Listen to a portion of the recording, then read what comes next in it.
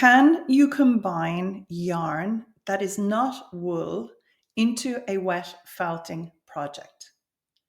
The answer to this question is very definitely yes.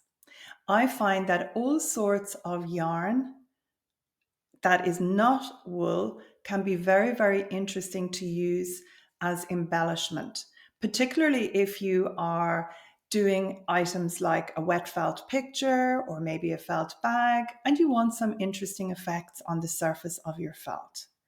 So do not shy away from those novelty fibers or a beautiful natural yarn that I have used very successfully in the past was pure silk, and it had beads, beautiful glass beads.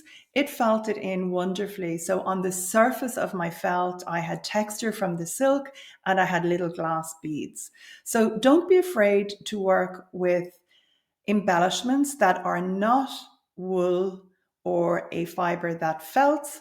Just so long as you take your time with the wet felting process, I think you will find that almost everything combines successfully.